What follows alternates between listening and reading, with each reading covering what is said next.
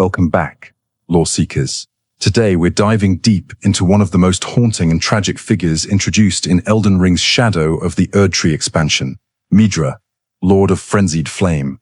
This isn't just another boss analysis. This is the story of a man who endured centuries of unimaginable suffering, who failed to become what cosmic forces demanded of him, and who ultimately achieved his terrible transformation only when it was far too late to matter. Midra's tale represents From Software at their absolute peak of environmental storytelling and cosmic horror. His story asks fundamental questions about the nature of endurance, the price of love, and whether some transformations are worse than death itself. Unlike the Frenzied Flame content in the base game, which often felt fragmented and mysterious, Midra's narrative provides a complete, heartbreaking arc that shows us exactly what happens to those who seek to harness cosmic chaos. What makes Midra particularly fascinating is that he represents the opposite of what we might expect from a Lord of Frenzied Flame. This isn't a story of ambition or malevolence. This is a story of a scholar, a lover, a man who wanted to understand something beyond mortal comprehension and paid the ultimate price for that curiosity. His mansion, hidden deep within the Abyssal Woods, serves as both a monument to his suffering and a warning about the dangers of seeking knowledge that the universe never intended for mortal minds to possess. Throughout this analysis, we'll explore every aspect of Midra's existence. We'll walk through the twisted corridors of his mansion, examining the environmental clues that tell his story. We'll analyze the symbolism of that massive sword thrust through his skull, held in place by nothing but willpower and memory. We'll discuss his relationship with Nanaya and the theories suggesting their child might be Shabriri himself. We'll examine the boss fight that represents his final transformation and what it means for the broader lore of the Frenzied Flame. But most importantly, we'll explore what Midra represents thematically. His story is about endurance, yes, but it's also about the cruel irony of achieving your goals only when they no longer matter. It's about love that becomes both salvation and torment. It's about the price of seeking cosmic truth in a universe that punishes curiosity with madness. Midra's tale asks whether some forms of endurance are more cruel than any death could be. The Shadow of the Erdtree expansion transformed our understanding of the Frenzied Flame from a mysterious, almost abstract force in the base game into something deeply personal and tragic. Midra is at the heart of that transformation. His story humanizes cosmic horror in ways that make it all the more terrifying. When we see him sitting in that chair, the sword through his head, his body twisted by centuries of suffering, we're not just looking at a boss to defeat. We're looking at the endpoint of a journey that began with noble intentions and ended in eternal torment. This is also a story about failure and what it means to fail at cosmic transformation. Vike failed to become Lord of Frenzied Flame in the lands between, but his failure was relatively quick, a moment of weakness that left him trapped between worlds. Midra's failure stretched across centuries. He lived through ages of suffering, maintaining his humanity through sheer force of will and the memory of his wife's final command: endure. The question we must ask is whether his eventual success was truly success at all, or simply the final collapse of a will that had resisted for far too long. The Abyssal Woods where Midra dwells represents the Frenzied Flame's influence on an entire ecosystem, showing us what happens when cosmic chaos is allowed to take root and spread unchecked. The woods are not merely dangerous. They are fundamentally wrong, existing in a state that defies natural law. The fact that even Torrent, our faithful spirit steed, refuses to manifest in these cursed lands tells us everything we need to know about the depth of corruption present here. Midra's mansion itself cannot be seen on the world map, hidden beneath the bridge that connects other areas of the realm of Shadow. This physical concealment mirrors the metaphorical hiding of the Frenzied Flame in the forgotten corners of existence, operating in shadows and buried places where light and order dare not reach.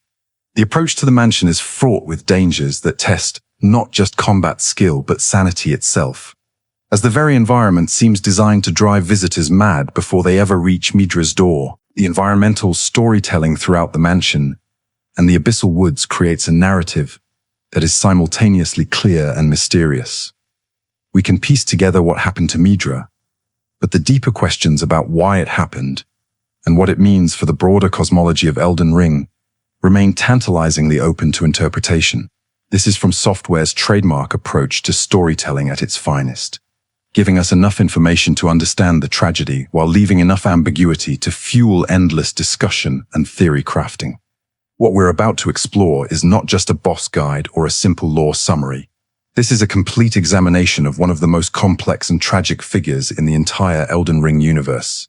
Midra's story intersects with the persecution of those touched by the Frenzied Flame, the nature of cosmic consciousness, the power of love and memory to sustain the human spirit, and the ultimate futility of resisting forces beyond mortal comprehension. His tale serves as both warning and mirror, showing us what we might become if we pursue knowledge without wisdom, if we endure without purpose, if we transform without understanding the cost. So settle in for this deep dive into the suffering, the transformation, and the ultimate tragedy of Midra, Lord of Frenzied Flame. We'll examine every detail, explore every theory, and try to understand what From Software was trying to tell us through this haunting figure who sits eternally in his chair, waiting for visitors who will either grant him release or witness his final, terrible transformation. This is the story of a man who endured too much, loved too deeply, and paid the price that cosmic forces demand from those who seek to channel their power.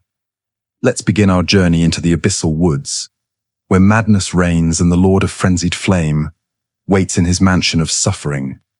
The Abyssal Woods represent a fundamental shift in how Elden Ring presents the Frenzied Flame's influence. In the base game, we encountered isolated pockets of madness, the flame-touched village, the Cathedral of the Forsaken, specific locations where chaos had taken root. But the Abyssal Woods show us something far more comprehensive and terrifying. This is an entire ecosystem that has been fundamentally transformed by prolonged exposure to cosmic chaos, creating an environment that exists in violation of natural law. From the moment you enter the Abyssal Woods, something feels profoundly wrong. The twilight that suffuses the area never changes, creating a perpetual state between day and night that reflects the realm's existence between sanity and madness. The trees themselves are not merely dead or dying. They have been transformed into something alien. Their twisted forms and unnatural coloration, speaking to corruption that goes deeper than physical decay.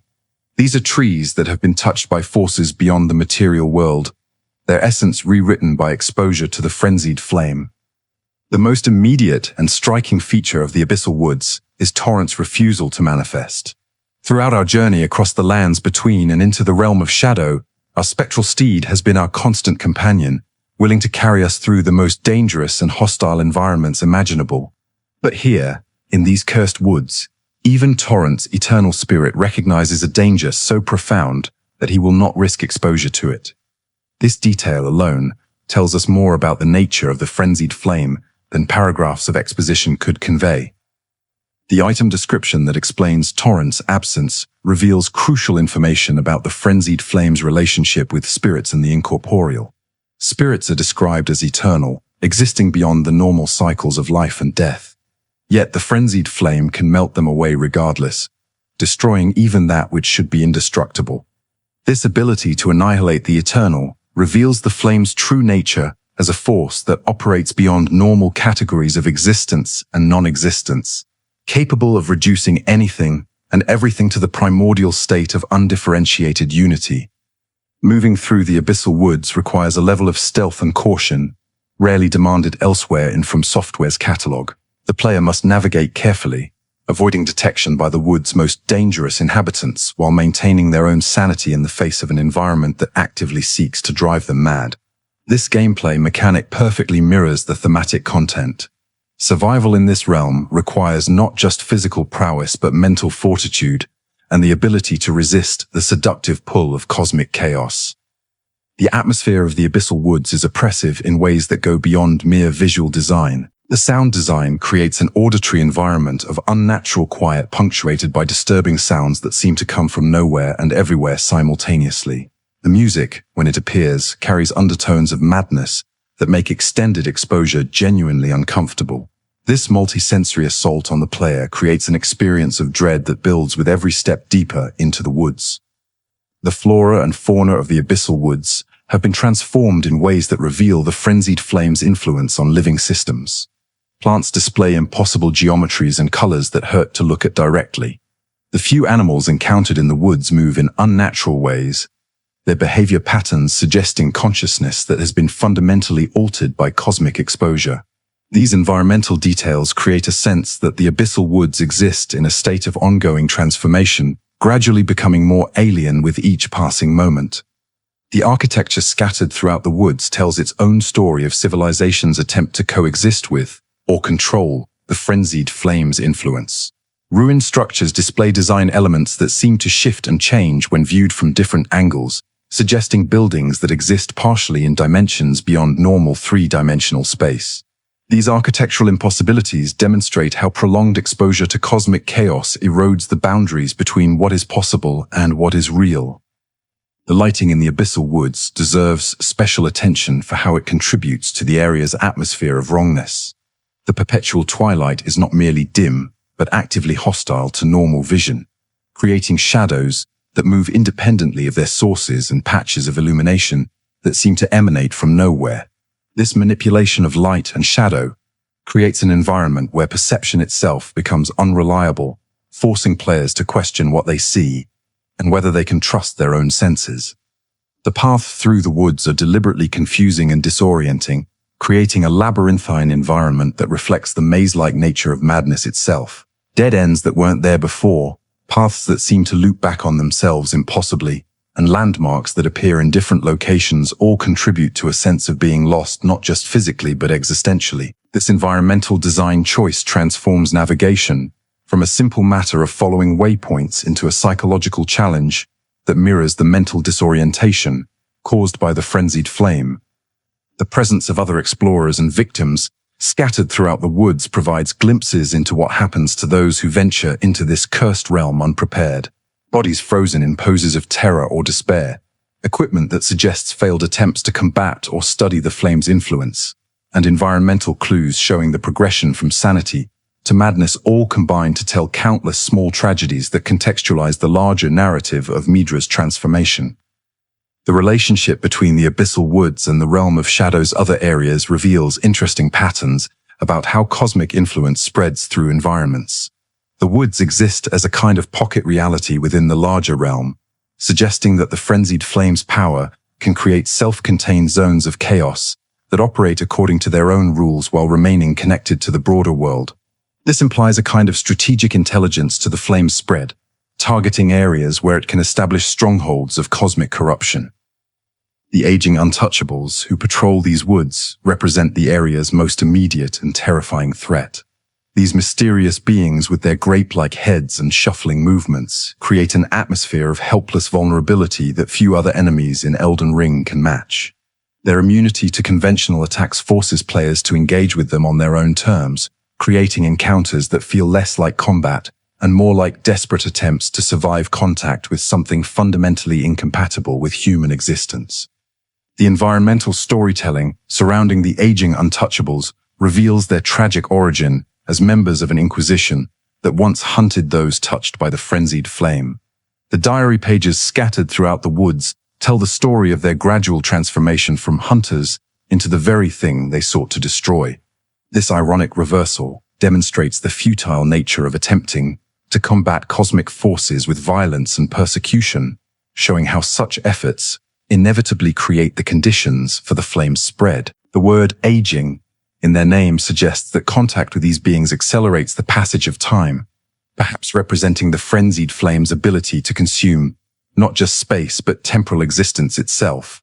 This temporal manipulation adds another dimension to understanding how the flame operates, suggesting that its ultimate goal involves the dissolution of time as well as space, returning all existence to a state before the concepts of sequence and causality had meaning. The woods contain hidden areas and secrets that reward careful exploration while punishing recklessness. These discoveries often reveal additional context about Midra's community and their studies of the Frenzied Flame, showing how scholarly interest in cosmic forces can transform into dangerous obsession.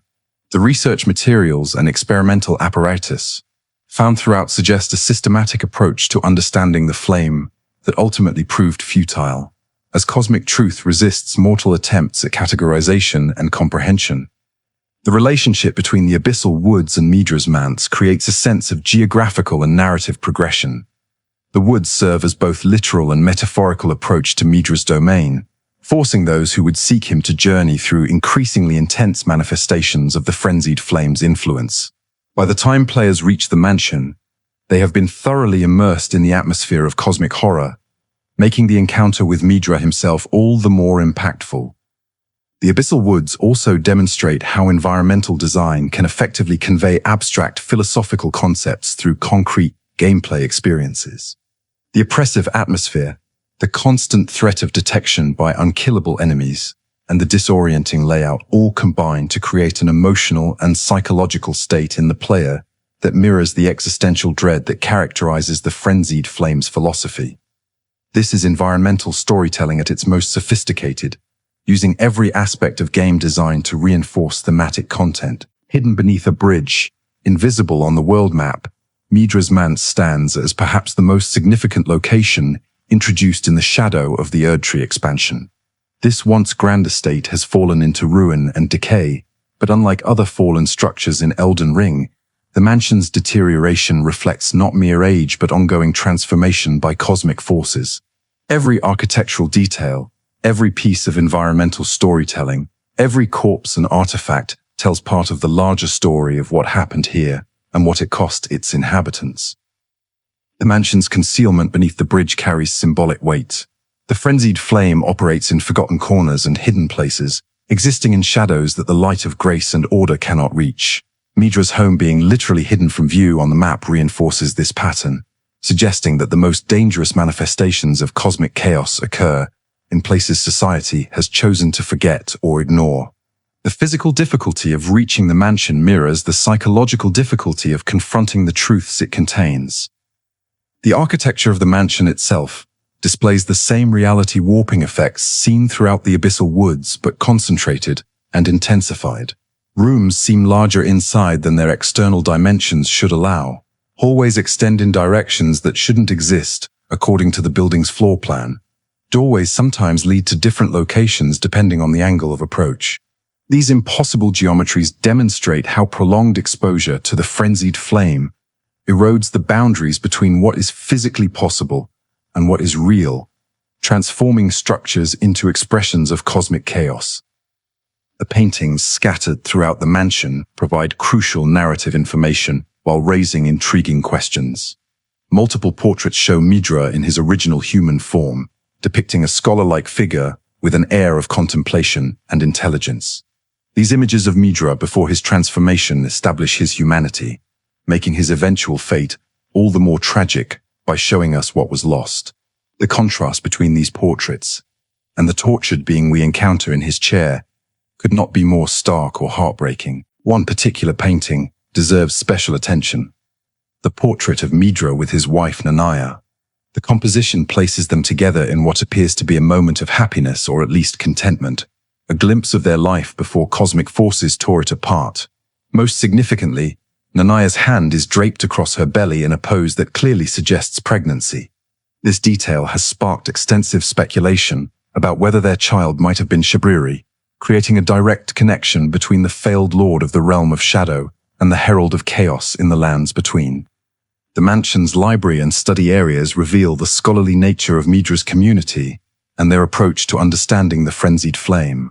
Books and scrolls scattered throughout these spaces suggest systematic attempts to catalogue and comprehend cosmic forces through traditional academic methods. The failure of this approach is evident in the state of these materials, many of which display signs of having been read and reread obsessively, their margins filled with increasingly frantic notes as understanding remained forever just out of reach. The presence of ritual spaces and ceremonial objects throughout the mansion indicates that Midra's community combined scholarly inquiry with religious or mystical practice. These areas show signs of having been used for attempts to channel or control the Frenzied Flame's power, suggesting that the community's engagement with cosmic chaos involved not just passive observation, but active experimentation. The remains of these rituals, frozen in various states of completion or abandonment, create a sense of interrupted purpose that adds to the mansion's atmosphere of tragedy. The living quarters reveal glimpses of daily life in the mansion before its fall. Personal items, clothing, letters, and other domestic artifacts show that this was once a functioning household where people lived, worked, and pursued their studies.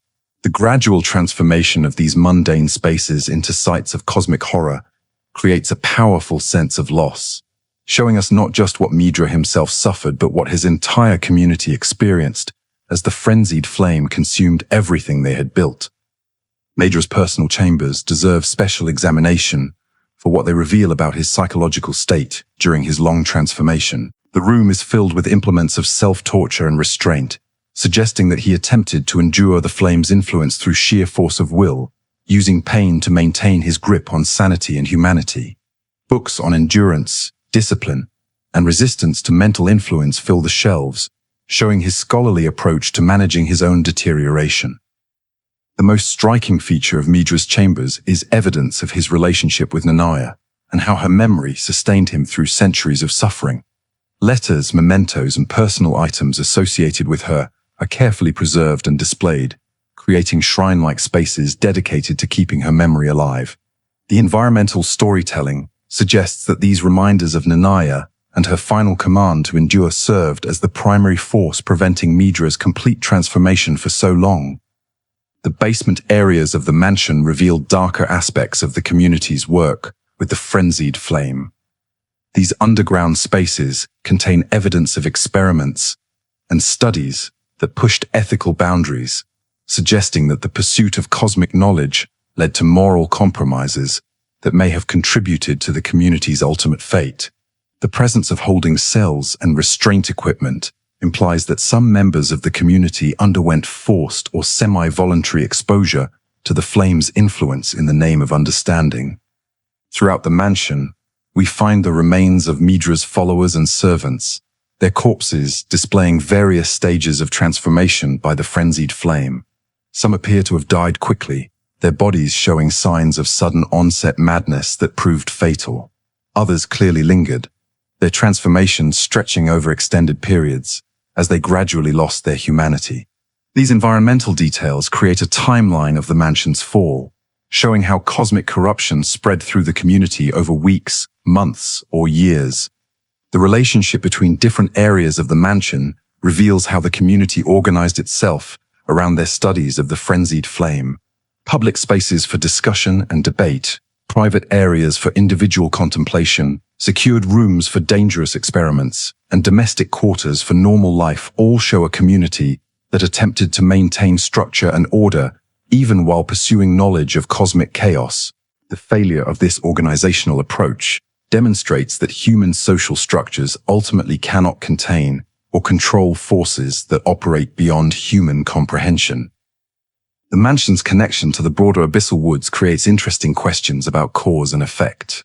Did the frenzied flame's manifestation in the mansion cause the corruption of the surrounding woods, or did the woods' existing corruption draw those interested in studying the flame to establish themselves here?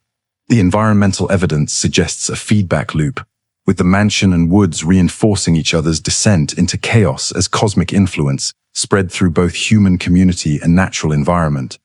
Particular attention should be paid to the route players must take to reach Midra's final chamber. The path through the mansion requires navigating past numerous dangers while pieces of environmental storytelling gradually build toward the climactic encounter. This journey serves as both practical challenge and narrative technique, ensuring that players have been thoroughly exposed to the mansion's atmosphere and story before confronting its master. The aesthetic details throughout the mansion repay close observation.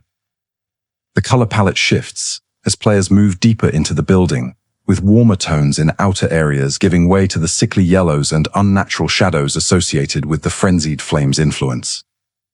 The lighting becomes increasingly unreliable, with sources of illumination that flicker or emanate from impossible locations. These design choices create a sense of descending into wrongness, moving from areas that merely contain cosmic influence towards spaces where it has achieved total dominance. The sound design within the mansion contributes significantly to its oppressive atmosphere, Distant sounds that might be voices, music, or something more alien echo through the halls, creating constant uncertainty about what might be waiting around the next corner. The building itself seems to produce sounds, creaking, groaning, and other noises that suggest the structure is somehow alive and aware of intruders moving through its spaces. Midra's manse stands as one of From Software's greatest achievements in environmental storytelling, a space where every detail contributes to the larger narrative while maintaining enough ambiguity to fuel interpretation and discussion. The mansion doesn't just contain Midra's story. It embodies it, transforming architecture into narrative and environment into character. By the time players reach the final chamber where Midra sits in his tortured vigil, they have been thoroughly immersed in the tragedy of this place and the suffering it represents. Understanding Midra's transformation into a Lord of Frenzied Flame requires examining the complete arc of his journey, from scholar to failed lord to ultimate manifestation of cosmic chaos. His story represents the most complete and tragic account of what happens to those who seek to harness the Frenzied Flame's power, showing us every stage of the process, from initial contact through centuries of resistance to final, terrible surrender. Midra began not as a power-hungry villain or mad cultist, but as a scholar seeking knowledge. The environmental evidence throughout his mansion suggests he approached the Frenzied Flame with academic curiosity, attempting to understand cosmic forces through systematic study and careful observation. This intellectual approach to forbidden knowledge mirrors countless cautionary tales from mythology and literature, but Midra's story adds layers of complexity by showing how even the most rigorous scholarly methods prove inadequate when confronting forces beyond mortal comprehension. The question of how Midra first encountered the Frenzied Flame remains somewhat mysterious, but evidence suggests it may have been through contact with those fleeing persecution in other lands. The diary pages from the Inquisition mention hunting flame-touched individuals across wide areas, implying a diaspora of those influenced by cosmic chaos. Midra's willingness to provide sanctuary to such refugees would align with his scholarly interest, while also explaining how the flame's influence came to his mansion. Midra's relationship with Nanaya appears to have been central to both his initial interest in the Frenzied Flame and his long resistance to complete transformation. The environmental storytelling suggests they were partners not just in life but in their scholarly pursuits, working together to understand cosmic forces that promised both enlightenment and destruction. This partnership of equals makes Nanaya's ultimate fate and her final command to Midra all the more significant for understanding his centuries-long endurance. The pregnancy implied by the painting of Nanaya with her hand on her belly raises profound questions about their child's fate and identity. The torch found beside Nanaya's body, Nanaya's torch, provides a cryptic clue. It's made by attaching a dying flame of frenzy to a small spinal column, with a description stating, "In a distant land, in an age long past, was born a man who failed to become the Lord of Frenzied Flame. All that remains of him is cradled gently by Nanaya." The small spinal column suggests this could be the remains of a child, though the description's reference to a man creates ambiguity about whether this refers to Midra himself or to a child. Some have theorized this child could be connected to Shabriri, the herald of the Frenzied Flame in the lands between, though this remains speculative and the game provides no direct confirmation of such a connection. The Hornsent inquisition that came to persecute Midra and his community represents the typical response of established authority to those who traffic with forbidden cosmic forces. The Hornsent forbade the use of the Frenzied Flame because it melts away spirits who would otherwise be eternal, a direct threat to their spiritual beliefs. The Inquisitors used the Great Sword of Damnation to execute what's described as a damnation like no other, impaling Midra through his eye with golden barbs that would inflict eternal agony. The Inquisition's arrival marked the beginning of Midra's true suffering. Midra's choice to endure rather than submit or flee set him on the path to becoming a Lord of Frenzied Flame, though this was not his conscious intention. He sought simply to survive, to maintain his humanity and his memories in the face of overwhelming pressure to transform. This resistance to the flame's influence paradoxically made him a more suitable vessel for its power, as the Frenzied Flame seems to prefer hosts who possess the strength of will to consciously maintain their identity, even while being consumed by cosmic chaos. The physical torture Midra endured is most dramatically symbolized by the massive sword thrust through his skull. This is not a weapon wielded by an enemy, but an implement of self-torture, a tool Midra used in his attempts to anchor himself to physical reality through pain. The blade pierces his brain, the seat of consciousness and identity, suggesting Midra's desperate attempt to fix his sense of self in place through sheer agony. That he maintained this state for centuries demonstrates willpower beyond normal human capacity. Nanaya's role in Midra's endurance cannot be overstated. Her final word to him, "Endure," became the principle around which his entire existence revolved. This single command, given at a moment of ultimate crisis, provided the psychological anchor that allowed Midra to resist complete transformation for ages. The power of her word reveals both the strength of their bond and the cruel irony that love itself can become a source of torment when it binds us to impossible tasks. The nature of Midra's failure as a Lord of Frenzied Flame differs significantly from Vik's failure in the lands between. Vik's transformation was incomplete because he couldn't fully commit to the Flame's nihilistic philosophy. Retaining too much attachment to the world he was meant to destroy. Midra's failure stemmed from the opposite cause. His commitment to resisting transformation was so complete, his endurance so absolute, that the very qualities making him worthy of lordship prevented him from achieving it. Throughout his centuries of suffering, Midra existed in a liminal state between human and cosmic entity. He retained enough consciousness to be aware of his suffering, while experiencing enough of the Flame's influence to understand its cosmic perspective. This divided existence, neither fully human nor fully transformed, represents perhaps the cruelest fate possible: eternal awareness of one's own dissolution without the release that complete transformation might provide. The progression of Midra's physical transformation can be tracked through environmental evidence. Early stages likely involved the characteristic flame-touched eyes and gradual mental corruption. Middle stages would have seen more profound physical changes as his body became a conduit for cosmic forces. The final stages, represented by his appearance when players encounter him, show a being that has been fundamentally reshaped by centuries of exposure to forces beyond natural law. The question of what sustained Midra physically through centuries in that chair raises interesting possibilities about the Frenzied Flame's relationship with normal biological needs. Did the flame itself sustain him, keeping his body functioning as a vessel for its power? Did the cosmic nature of his transformation place him partially outside normal time, allowing him to endure without food, water, or rest? The answers remain ambiguous, but the implication is clear. Midra exists in a state that transcends normal biological limitations. Midra's mental state during his long vigil must have been a torment beyond description, maintaining consciousness and identity, while the frenzied flame constantly pushed for dissolution of self. Remembering Nanaya's command to endure while enduring transformed from act of love into eternal torment, experiencing the slow erosion of everything that made him human while fighting to preserve some core of identity. This psychological torture dwarfs any physical suffering the sword through his skull could inflict. The community that formed around Midra during his transformation, shown through environmental storytelling, demonstrates how failed lords become focal points for the flame's influence. His presence attracted others touched by cosmic chaos, creating a center of flame worship that spread corruption throughout the region.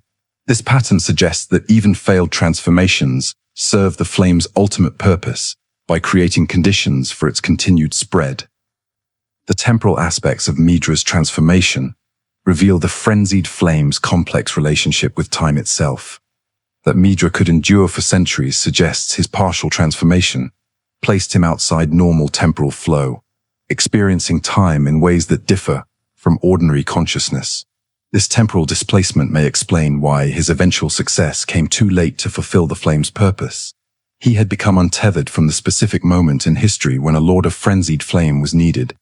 Midra's eventual surrender, pulling the sword from his head and declaring, "I have endured enough," represents the culmination of his centuries-long struggle. This is not a moment of weakness but of terrible realization. That endurance for its own sake has become meaningless. That Nanaya's command has transformed from gift into curse.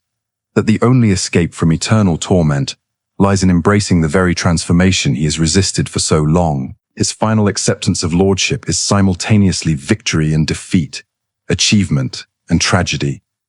The transformation sequence when Midra removes the sword provides one of the most visually striking moments in all of Elden Ring. His head erupts into the characteristic yellow flame of frenzy, his body becomes wreathed in cosmic fire, and for a brief moment he achieves the apotheosis that had been denied him for centuries. This metamorphosis is both beautiful and horrific, showing the terrible majesty of cosmic transformation while reminding us of everything that was lost in achieving it. Yet Midra's success is hollow. He becomes Lord of Frenzied Flame in a time and place where this title no longer matters, his transformation coming too late to fulfill the cosmic purpose for which Lords of Frenzied Flame exist. This temporal displacement adds final tragedy to his story. Even his ultimate surrender, even his acceptance of transformation, even his achievement of cosmic lordship cannot redeem the centuries of suffering that preceded it. He endured, as Nanaya commanded, but endurance itself proved to be the cruelest fate of all. To fully understand Midra's transformation and what it represents, we must examine the fundamental nature of the Frenzied Flame itself. This cosmic force operates according to principles that transcend normal categories of good and evil, order and chaos, creation and destruction. The Frenzied Flame represents something more radical than mere opposition to the established order.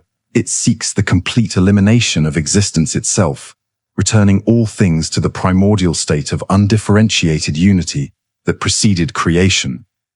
The Frenzied Flame's core philosophy can be understood as cosmic nihilism taken to its absolute extreme. Where traditional nihilism might argue that life has no inherent meaning, the Frenzied Flame goes further.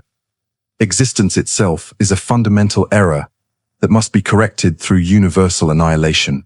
Every form of suffering, every conflict, every moment of loneliness or despair can be traced back to the original act of division that separated one thing from another. The Flame's solution is to undo that division completely, melting away all distinctions and returning everything to the one great from which all things originally emerged. This philosophy explains the Flame's particular attraction to those who have experienced profound suffering. Pain, according to the Flame's logic, is evidence of existence's fundamental wrongness. Those who suffer greatly have come closest to understanding the truth that individual existence is inherently problematic. The Flame offers these suffering individuals not comfort or relief within existence, but escape from existence itself. This makes it simultaneously the most merciful and most terrible solution to the problem of suffering. The Frenzied Flame's promise to incinerate all that divides and distinguishes takes on deeper meaning when viewed through this philosophical lens. Division and distinction are not merely obstacles to be overcome, but the root cause of all suffering.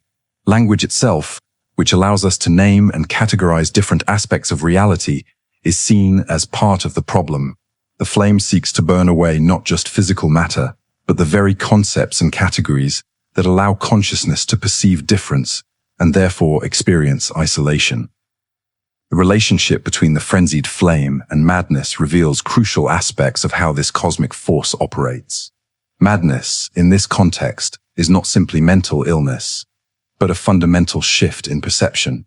Those touched by the Flame begin to see reality as the Flame sees it, the apparent multiplicity of existence as illusion, individual identity as temporary error, and universal unity through destruction as the only genuine truth. This perceptual shift is why those deeply affected by the Flame cannot be reasoned with using normal logic. They operate from entirely different premises about reality's nature. The Flame's ability to spread through transmission, like a cosmic contagion, demonstrates its parasitic relationship with consciousness. It can be transmitted through magical means, by consuming the eyes of those afflicted, the Shabriri grapes, or simply through prolonged proximity to its influence. This contagious nature reflects the Flame's goal of universal transformation. It seeks not just to destroy but to convert, turning every conscious being into an agent of cosmic chaos.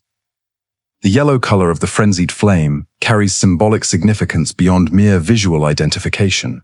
Yellow occupies a liminal space in the color spectrum between warm and cool tones, neither fully one thing nor another. This ambiguity reflects the flame's nature as a force that exists between categories, refusing simple classification. The yellow flame melts away distinctions, just as the color yellow itself seems to exist in transition between other hues. The Frenzied Flame's relationship to other cosmic forces in Elden Ring's universe reveals its unique position. Where the Greater Will seeks to impose order through hierarchy and distinction, and other outer gods pursue their own specific visions of how existence should be organized, the Frenzied Flame rejects the entire framework. It doesn't offer an alternative organizational principle. It seeks to eliminate the very possibility of organization. This makes it perhaps the most dangerous of all cosmic forces, as its victory would preclude any future reality whatsoever. The philosophical problem the Frenzied Flame presents is genuinely challenging. If we accept that existence inevitably contains suffering, and that this suffering is inherent to the structure of reality rather than merely accidental, then the flame's solution begins to seem almost reasonable. This is the source of its seductive power. It offers a genuine solution to genuine problems, even if that solution requires the destruction of everything we value about existence. The flame's approach to consciousness reveals another crucial aspect of its philosophy. Individual consciousness, with its experience of separation from others and the universe, is seen as the source of suffering. The flame promises to dissolve these boundaries, creating a collective or universal consciousness, where the very concepts of self and other become meaningless.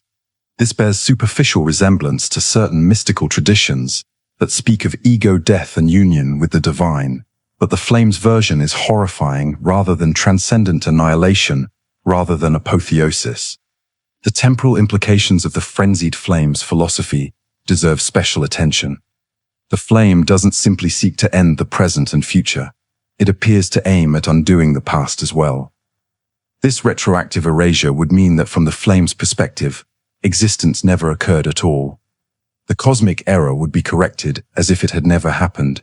This creates paradoxes that defy normal logic, but the flame operates beyond the logical frameworks that make paradox meaningful. Midra's relationship to this philosophy shows how the Frenzied Flame targets specific types of individuals. His scholarly approach to understanding cosmic forces, his capacity for love and attachment, his ability to endure suffering, all these qualities made him simultaneously an ideal candidate for lordship and constitutionally unable to accept the flame's vision. The flame seems to deliberately seek out those whose very virtues will make their eventual corruption all the more tragic. The encounter with Midra represents one of the most emotionally complex boss fights in From Software's entire catalog. This is not simply a test of player skill or pattern recognition. It's a culmination of all the environmental storytelling, thematic exploration, and tragic narrative that has built throughout the Abyssal Woods and Midra's manse. Understanding the fight requires examining both its mechanical elements and the narrative significance of each phase. The first phase of the fight presents players with something genuinely uncomfortable. A helpless, suffering victim who must be attacked. When you enter Midra's chamber, he sits motionless in his chair, the massive sword still thrust through his skull. He doesn't immediately attack or show aggression. Instead, he hobbles around in obvious pain and distress, moving with the shuffling gait of someone who has endured centuries of agony. This phase forces players into the role of aggressor, attacking what appears to be a defenseless victim. The mechanical challenge of the first phase is minimal compared to most From Software boss fights. Midra's attacks are slow and easily avoided. He seems barely capable of defending himself, let alone mounting a genuine offensive. This lack of traditional difficulty is itself significant. The challenge is not physical but emotional and psychological. The game asks players to continue attacking this suffering figure, to be the agent of his final torment, knowing that their violence is pushing him toward the transformation he has resisted for centuries. The environmental details during this phase reinforce the tragedy of what's happening. Midra's animations show pain and reluctance, his movements suggesting resistance to both the player's attacks and the transformation building within him. The audio design contributes to the discomfort, with sounds of suffering that make continuing the assault genuinely unpleasant. From Software deliberately makes players complicit in Midra's final corruption, ensuring they cannot simply enjoy a straightforward boss victory. The transition to the second phase occurs when Midra finally surrenders to the Frenzied Flame's influence. After enduring enough damage both from the player and from the centuries of self-torture that preceded this encounter, he reaches his breaking point. His declaration, "I have endured enough," carries profound weight, representing not just response to immediate pain, but the collapse of will that has sustained him across ages. This is the moment when endurance transforms from noble resistance into unbearable burden. The transformation sequence deserves frame-by-frame analysis for its symbolic density. Midra reaches up and grasps the sword that has pierced his skull for so long. In removing it, he removes the last physical anchor keeping him tied to his humanity and his resistance. As the blade comes free, his head erupts into the characteristic yellow flame of frenzy. His body, twisted and broken from centuries of suffering, becomes wreathed in cosmic fire. For a brief moment, we see what he might have been if his transformation had occurred at the moment intended. A magnificent, terrible lord of frenzied flame. The second phase fight transforms Midra from helpless victim into cosmic threat. His attacks become faster, more aggressive, more dangerous. He wields the power that comes with accepting the frenzied flame's influence, showing us what centuries of resistance had been holding back. The yellow flame that surrounds him inflicts madness buildup on players who stay too close, mechanically representing the infectious nature of the frenzied flame's influence. The moveset in the second phase combines grace and horror in ways characteristic of From Software's best boss designs. Midra's attacks flow together with surprising fluidity for a being who moments before could barely walk. He summons pillars of frenzied flame, creates expanding circles of madness, and executes combinations that require careful timing to avoid. These attacks are not just mechanical challenges but narrative statements, showing the terrible beauty of cosmic transformation. The arena itself contributes to the fight's significance. The chamber where Midra has sat for centuries becomes the stage for his final transformation and your confrontation with the lord he becomes. The environmental details visible during combat, the chair where he endured, the architectural impossibilities surrounding it, the oppressive atmosphere of accumulated suffering all remind players of the tragedy underlying this boss encounter. The difficulty of the second phase represents appropriate respect for what Midra has become. This is not a pushover boss made trivial by player preparation. This is a genuine endgame challenge that requires mastery of the game's combat systems. The mechanical difficulty mirrors the thematic weight. Defeating a Lord of Frenzied Flame should not be easy, even when that Lord's transformation came too late to fulfill cosmic purpose. The audio design during the second phase deserves special mention. The music swells with cosmic horror themes, combining beautiful melodies with unsettling undertones that reflect Midra's dual nature as both tragic victim and terrible threat. His sounds shift from expressions of pain to something more alien, suggesting consciousness that has moved beyond human categories. The environmental audio creates a sense of reality breaking down, as if Midra's transformation is affecting the stability of the space itself. The visual effects throughout the fight use the yellow flame to create both beauty and horror. The way the flame flows around Midra's form, the patterns it creates in the air, the intensity of its glow during special attacks, all these visual elements combine to create an aesthetic experience that is simultaneously attractive and repellent. This ambiguity reflects the frenzied flame's philosophical complexity, its promise of terrible mercy through universal destruction. Certain attacks in Midra's second phase moveset carry particular narrative significance. When he creates expanding rings of flame that force players to maintain distance, it can be read as the flame's influence pushing away those who might resist its spread.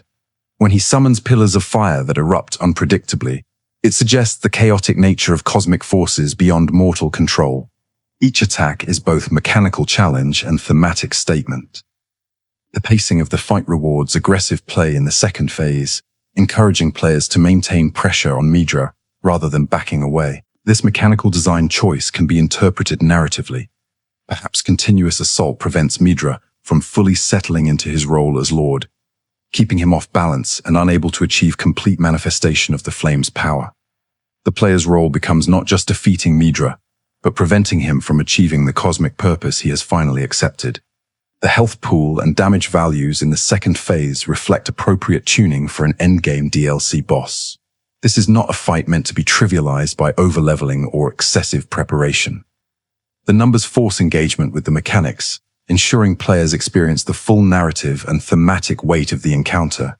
Defeating Midra requires not just power but skill, understanding, and the ability to adapt to his attack patterns. The moment of victory carries complex emotional valence. On one hand, players have overcome a significant challenge and defeated a Lord of Frenzied Flame, preventing the spread of cosmic chaos. On the other hand, they have killed a tragic figure who suffered for centuries, who resisted corruption until resistance became more cruel than surrender, who achieved his transformation only when it could no longer matter. This emotional complexity makes the victory feel hollow in ways that pure triumph never could. The rewards obtained from Midra's defeat, his remembrance, which can be traded for his great sword or flame incantation, serve as permanent reminders of the encounter. These items allow players to wield aspects of the power that consumed Midra, literally carrying forward his legacy into their own journey, the choice of which reward to claim becomes its own form of engagement with Midra's story and the meaning players derive from his tragedy. No examination of Midra's story would be complete without thorough analysis of Nanaya, his wife and the source of the command that sustained him through centuries of suffering. Her role in the narrative, though she never appears alive in-game, proves crucial to understanding both why Midra resisted transformation for so long and why his eventual surrender carried such tragic weight. Nanaya represents the power of love and memory to both sustain and torment, to provide purpose and impose unbearable obligation. The paintings showing Midra and Nanaya together depict a relationship of apparent equality and partnership. There's no suggestion of hierarchy or domination in their positioning. They appear as equals engaged in a shared enterprise. This partnership extended beyond mere domestic arrangement to encompass their scholarly work with the Frenzied Flame. They were collaborators in seeking cosmic knowledge, sharing both the risks and potential rewards of their dangerous studies. The pregnancy implied by the painting of Nanaya, with her hand on her belly, introduces profound complications to understanding her relationship with Midra and the Frenzied Flame. If she was indeed pregnant when disaster struck their community, this would add another dimension of tragedy. Not just two scholars corrupted by cosmic forces, but a family destroyed before it could even begin. The fate of this potential child becomes one of the most intriguing mysteries in Midra's story. The theory that Nanaya and Midra's child might have been or become Shabriri has gained significant traction in the lore community. Several pieces of evidence support this interpretation. Nanaya's torch description mentions all that remains of him being cradled by her, suggesting a male child who met some terrible fate. The torch itself is made from a dying flame of frenzy attached to a small spinal column, implying the child was touched by or transformed by the frenzied flame. If Shabriri was indeed Midra and Nanaya's child, this would create a tragic family legacy spanning from the realm of shadow to the lands between. The child of a failed Lord of Frenzied Flame, becoming the herald who recruits new candidates for lordship, carries poetic symmetry. It would also explain Shabriri's intimate knowledge of the flame's nature and his ability to inhabit others' bodies. Perhaps these powers were inherited from his father's incomplete transformation, or developed through his own early exposure to cosmic forces. Nanaya's final word to Midra, endure, represents one of the most significant single-word commands in all of Elden Ring's narrative. This wasn't casual advice or temporary encouragement. It became the organizing principle of Midra's entire existence for centuries. The power of this command reveals both the depth of their bond and the cruelty inherent in love that binds us to impossible tasks. Her word sustained him, yes, but it also trapped him in an existence of eternal torment. The context in which Nanaya spoke this command remains somewhat ambiguous, allowing for multiple interpretations. Perhaps she knew she was dying and wanted Midra to survive and remember her. Perhaps she saw his impending transformation and urged him to resist for as long as possible. Perhaps she understood that endurance itself, regardless of outcome, held intrinsic value. Each interpretation changes the meaning of Midra's centuries-long vigil and the weight of his eventual surrender. Nanaya's torch, as an item, carries profound symbolic weight. That she would create a torch from what remained of their child, if that interpretation is correct, speaks to both grief and practicality. The torch provides light in darkness, but light, created from death and loss, illumination that cannot warm. The flame attached to the spinal column creates a disturbing image that reflects the frenzied flame's tendency to transform everything it touches into expressions of its cosmic chaos. The preservation of items associated with Nanaya throughout Midra's chambers shows how memory sustained him through his ordeal. Letters, personal effects, and careful arrangements of meaningful objects created shrine-like spaces dedicated to maintaining her presence despite her physical absence. These environmental details reveal Midra's psychological state, clinging to memory as the last anchor to humanity, using recollection as defense against complete dissolution of self. The cruel irony of Nanaya's command becomes apparent when examining Midra's ultimate fate. She told him to endure, and he did, but endurance without purpose or limit transforms from noble resistance into pointless torture. By the time Midra declares, "I have endured enough," and accepts transformation, his endurance has achieved nothing. The world he might have destroyed as Lord of Frenzied Flame has moved beyond his reach. His suffering was meaningful only in that it prolonged suffering, not because it accomplished any ultimate goal. This raises profound questions about the nature of endurance itself. Is endurance always virtuous? Can resistance to evil become its own form of evil if it prolongs suffering without purpose? Midra's story suggests that there are fates worse than surrender, that sometimes continued resistance serves only to extend agony. Yet his resistance also demonstrates the remarkable capacity of human consciousness to persist in the face of forces designed to obliterate it. Nanaya's absence from the game, except through objects and references, makes her a figure constructed entirely from memory and interpretation. We never hear her voice, never see her actions directly, never have access to her thoughts or motivations, except as filtered through Midra's devotion and environmental storytelling. This absence makes her simultaneously more mysterious and more significant. She exists as pure influence, shaping everything through her remembered words and preserved memory. The relationship between Nanaya's command and Midra's scholarly nature deserves examination.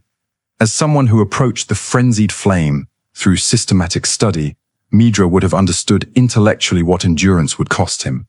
He chose to obey Nanaya's command not from ignorance but from love, willingly accepting centuries of torment because she asked him to endure. This transforms his suffering from accident or cruel fate into deliberate choice, making it simultaneously more noble and more heartbreaking. The environmental storytelling suggests Nanaya may have been the first to die or disappear when disaster struck their community. Midra's obsessive preservation of her memory and his focus on her final command suggest trauma from losing her, perhaps compounded by inability to protect her from whatever persecution or transformation she faced. The guilt of survival could have been another factor in his resistance to the Frenzied Flame. Accepting transformation might have felt like betraying her memory. The question of whether Nanaya herself was touched by the Frenzied Flame remains open to interpretation. If she was pregnant when their community fell, did the child in her womb inherit flame influence? Did she experience the beginning of transformation before whatever fate befell her? Did her command to Midra stem from her own struggle with the flame's influence? These mysteries add depth to understanding her role in the narrative. Nanaya's torch description mentions events occurring in a distant land in an age-long past, explicitly connecting Midra's story to ancient history in the realm of Shadow. This temporal placement raises questions about how long the Frenzied Flame has been influencing events across different realms, and whether other failed or successful lords existed before Midra. It suggests a cyclical pattern of cosmic influence, attempting to manifest lords of chaos across ages and locations. The name Nanaya itself may carry significance. In ancient Mesopotamian religion, Nanaya was a goddess associated with love and sensuality. Whether from software intended this connection, or it's merely coincidental, the association of the name with love reinforces her role in Midra's story, as the person whose love both sustained and tormented him through his ordeal. Midra's story doesn't exist in isolation. It connects to and illuminates numerous elements from Elden Ring's base game, particularly those related to the Frenzied Flame. These connections create a more complete picture of how cosmic chaos operates across different times, places, and individuals. Understanding these links helps situate Midra within the broader narrative, while revealing patterns in how the Frenzied Flame manifests and spreads its influence. The most obvious connection is to Vike, the Tarnished who came closest to becoming Elden Lord before the player character and who ultimately fell to the Frenzied Flame's influence. Both Vike and Midra represent failed Lords of Frenzied Flame, but their failures differ in illuminating ways. Vike's transformation was incomplete because he couldn't abandon his love for his maiden. He wanted power without paying its price. Midra's transformation was delayed by his endurance and obedience to Nanaya's command, showing how love can prevent transformation in different ways. The parallel between Vike and Midra's motivations reveals patterns in who the Frenzied Flame targets. Both were driven by love, Vike for his maiden, Midra for Nanaya. The flame seems to deliberately choose those capable of deep attachment, perhaps because their capacity for love makes them both worthy of cosmic power and vulnerable to corruption through that same attachment. The flame corrupts virtue into vice, transforming protective love into pathway to universal destruction. The Three Fingers entity, encountered beneath Lendel, shares obvious connections to whatever cosmic force transformed Midra.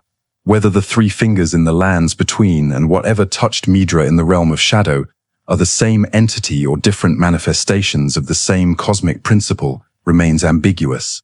The environmental evidence suggests the Frenzied Flame operates beyond normal spatial constraints, existing in multiple locations simultaneously or moving freely between realms. Shabriri's role as herald and recruiter for the Frenzied Flame takes on new significance if he is indeed Midra and Nanaya's child. His knowledge of the flame's nature, his ability to offer false hope to those he recruits, and his persistence across ages would all make sense if he was born from or transformed by the flame itself. The tragedy of Midra's failure, creating the herald who would recruit future candidates for lordship, adds another layer of cruel irony to the story.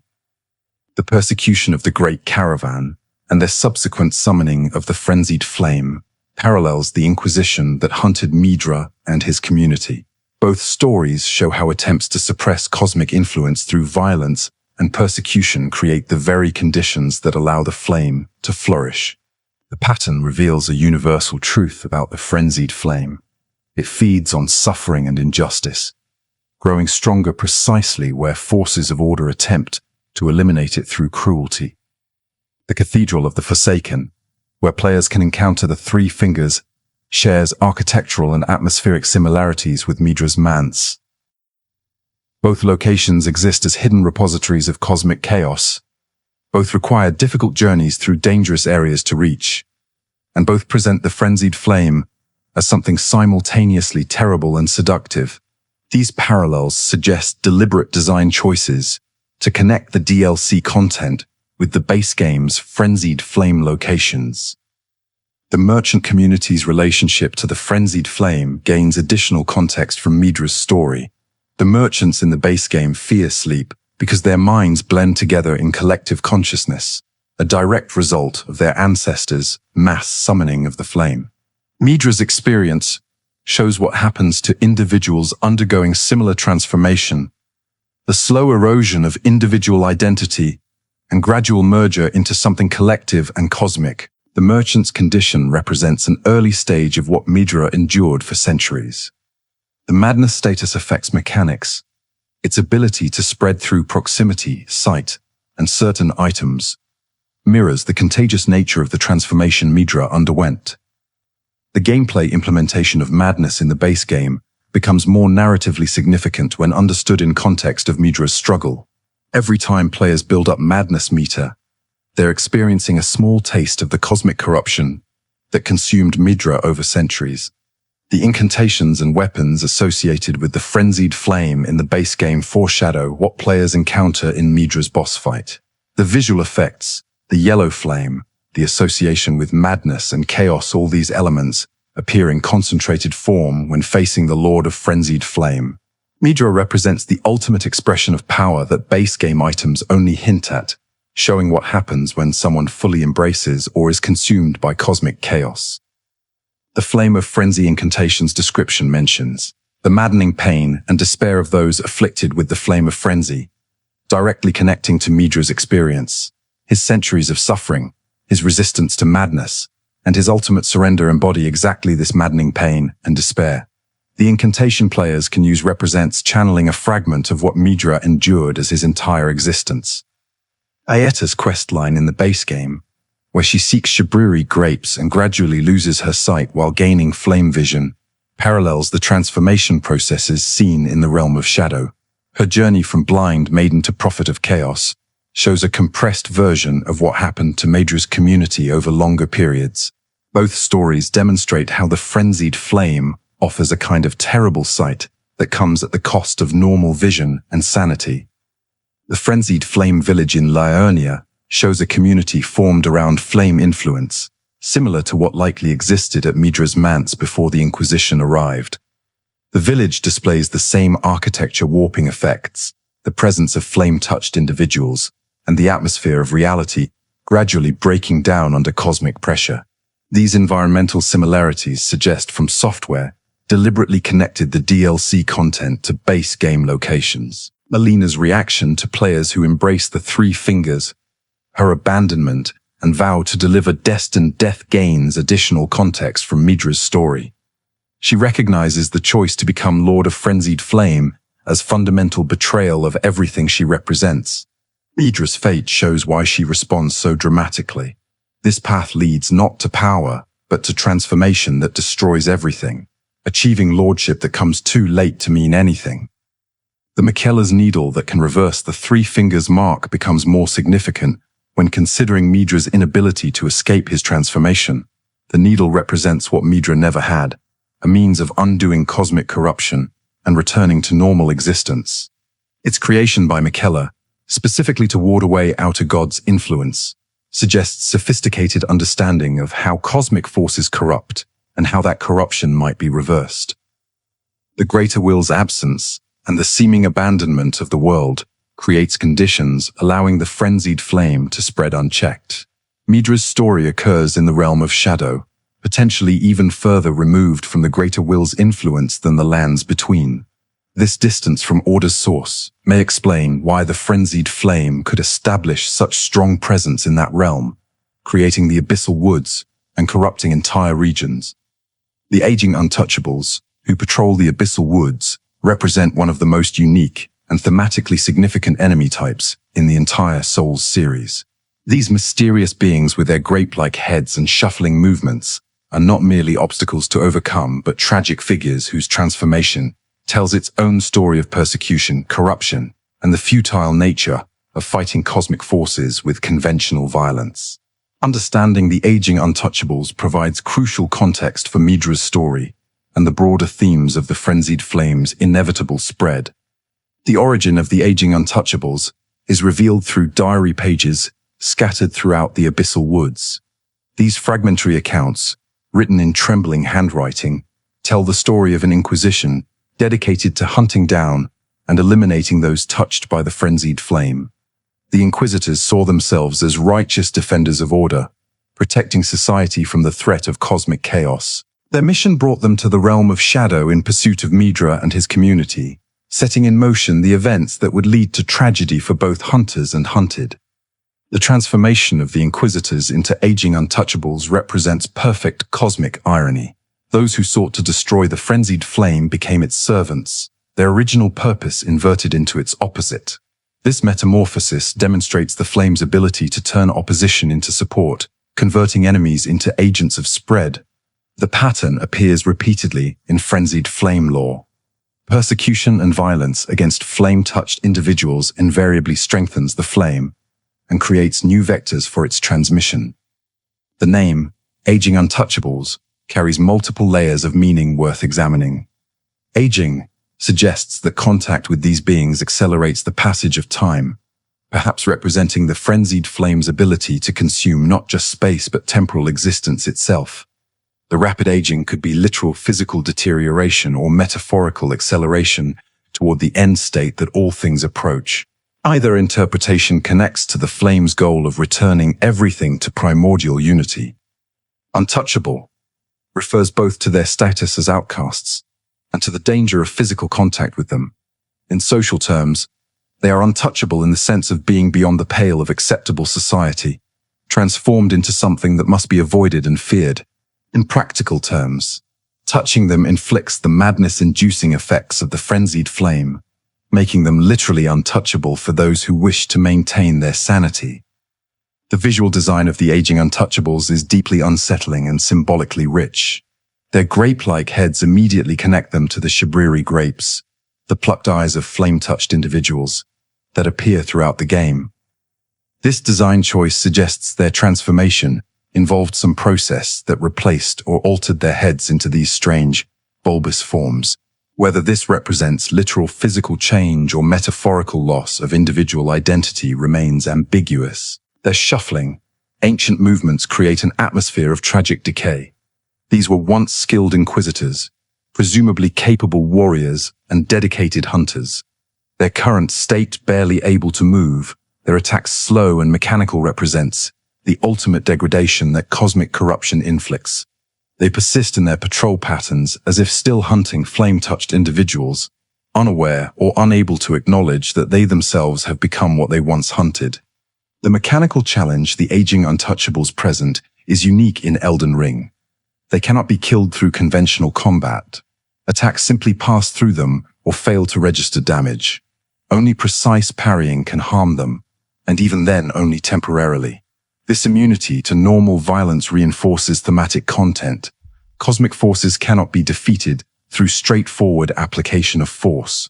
Only perfect timing and understanding represented mechanically by successful parries can achieve even temporary victory. The requirement for parrying to defeat aging Untouchables forces players to engage with them on their own terms rather than relying on standard combat approaches. This mechanic creates an experience of helplessness and vulnerability that perfectly captures the horror of confronting cosmic forces that refuse to play by normal rules. Players must either master the parrying technique or avoid the Untouchables entirely, with both choices reflecting valid responses to cosmic horror. The patrol patterns and behaviors of the aging Untouchables suggest remnants of their original purpose persist, despite transformation. They move through the Abyssal Woods in ways that suggest searching or hunting, though what they seek, if anything, remains unclear. This behavioral echo of their former existence adds pathos to their current state. They are trapped performing distorted versions of duties that no longer have meaning. The diary pages that detail the Inquisition's gradual corruption provide insight into how the transformation occurred. Early entries describe hunting flame-touched individuals with confidence and righteousness. Middle entries begin showing doubt and concern as Inquisitors experience strange effects from prolonged exposure to their quarry. Later entries descend into confusion and fear as the writers realize they are becoming what they hunt. The final entries are barely coherent, suggesting complete mental dissolution. This progression from confident hunters to confused victims to mindless servants mirrors the general pattern of how the Frenzied Flame corrupts consciousness. It begins subtly, with small perceptual shifts that seem manageable. It progresses to fundamental alterations in understanding that create doubt and fear. It culminates in complete transformation that eliminates the original identity entirely. The aging Untouchables represent the endpoint of this process.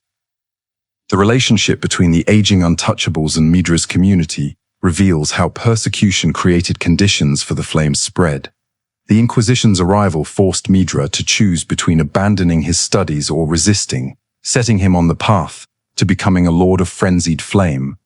The violence inflicted on his community by the Inquisitors generated the suffering and despair that the flame feeds upon. In attempting to eliminate cosmic chaos, the Inquisitors helped it flourish. The environmental placement of aging Untouchables throughout the Abyssal Woods creates natural patrol patterns that players must navigate. Their presence turns simple traversal into tense, stealth-focused gameplay that generates sustained atmospheric tension. This design choice transforms the entire region into a slow-burn horror experience rather than action-focused combat encounters. The constant need to observe, wait, and carefully move past threats creates psychological pressure that reinforces the oppressive atmosphere. The sound design associated with aging Untouchables contributes significantly to their disturbing presence. Their shuffling footsteps, the subtle ambient sounds that accompany them, and the horrible noises they make when detecting players all combine to create auditory horror. The sounds make them trackable by ear, adding another dimension to the stealth gameplay while increasing tension through audio cues that signal danger even when the Untouchables aren't visible. The lore implications of the aging Untouchables extend beyond their immediate story. Their existence proves that organized attempts to suppress the Frenzied Flame, through institutional violence, have failed repeatedly across different times and places. If an inquisition could be completely transformed into servants of the very force it sought to destroy, what hope does any conventional opposition have? This suggests the flame's spread is essentially inevitable once it takes root in any location. The tragic irony of the Untouchables spending eternity patrolling the same woods where they once hunted flame-touched individuals adds another layer of cosmic horror. They are trapped in endless reenactment of their failed mission, transformed into guardians of the very chaos they sought to eliminate. This eternal, meaningless patrol represents a kind of hell-infinite continuation of purpose that has been inverted and rendered pointless. The connection between the aging Untouchables and Shabriri grapes deserves additional examination. The grape-like appearance of their heads suggests complete transformation, perhaps representing the ultimate fate of those who consume too many eyes of flame-touched individuals or who are exposed too directly to the flame's influence. The visual connection between these different manifestations of the flame creates a consistent symbolic vocabulary throughout the game. Midra's story operates on multiple thematic levels simultaneously, exploring profound philosophical questions about suffering, endurance, love, and the nature of cosmic horror. Understanding these themes enriches our appreciation of what From Software accomplished with this narrative and reveals how interactive media can engage with complex philosophical content in ways unique to the medium. The themes interwoven through Midra's tale resonate far beyond the immediate narrative, touching on universal human concerns. The central theme of endurance runs throughout Midra's story, but it's not treated as a simple virtue. The game asks uncomfortable questions about endurance's limits and purpose. Midra endures for centuries because Nanaya commanded it, but his endurance achieves nothing beyond prolonging suffering. This challenges conventional wisdom that frames endurance as inherently noble, suggesting that sometimes continued resistance serves only to extend agony without purpose. The game doesn't provide easy answers, leaving players to grapple with these questions themselves. The nature of love in Midra's story reveals its capacity to both sustain and destroy. His love for Nanaya gives him strength to resist transformation for ages, but that same love traps him in existence, defined entirely by suffering. The command that she gave him, endure, becomes both gift and curse, simultaneously preventing his destruction and ensuring his torment. This ambiguity about love's role reflects sophisticated understanding of how deep attachment can motivate both nobility and tragedy. The theme of cosmic horror in Midra's narrative operates through revelation of consciousness's fragility when confronted with forces beyond comprehension. Midra's scholarly approach to understanding the Frenzied Flame represents humanity's attempt to categorize and control that which resists categorization. His eventual transformation demonstrates the futility of approaching cosmic forces with mortal frameworks. The horror lies not just in transformation, but in realization that some truths dissolve the very consciousness seeking to understand them. The relationship between knowledge and wisdom appears as crucial theme distinguishing Midra's scholarly pursuit from genuine understanding. He accumulated vast knowledge about the Frenzied Flame, as evidenced by his library and research materials, but this knowledge could not prevent or mitigate his transformation. The game suggests that wisdom understanding when not to pursue certain knowledge might be more valuable than comprehensive information. Some truths are dangerous specifically because understanding them requires becoming something other than human. Suffering as theme is explored through multiple angles in Midra's story.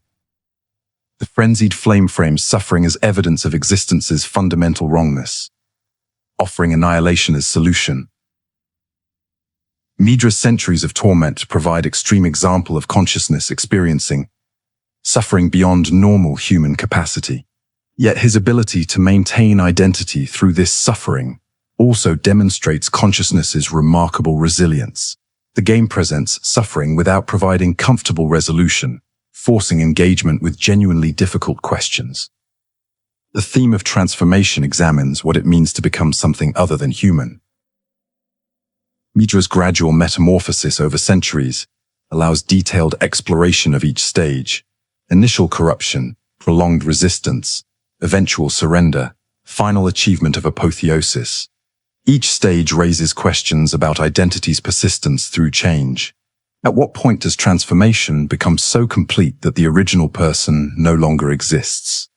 Midra's story suggests transformation can occur incrementally enough that no single moment marks the boundary between human and cosmic entity. Memory's role as both anchor and burden appears repeatedly. Midra's memories of Nanaya sustain him, but also trap him in obligation that becomes unbearable.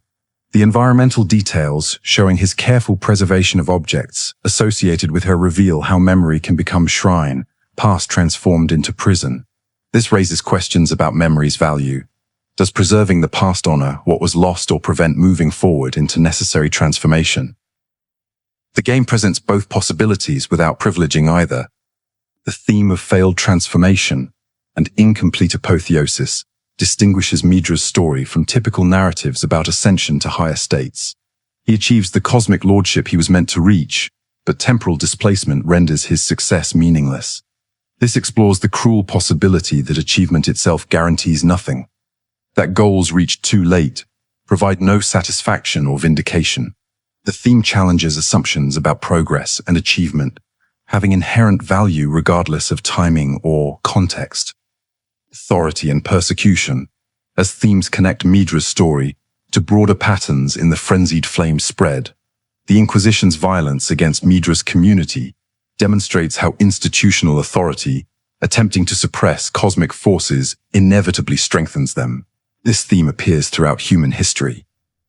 Religious persecution, political oppression, cultural genocide, all efforts to eliminate through force what cannot be destroyed that way. The game presents this pattern as universal truth about how cosmic chaos spreads.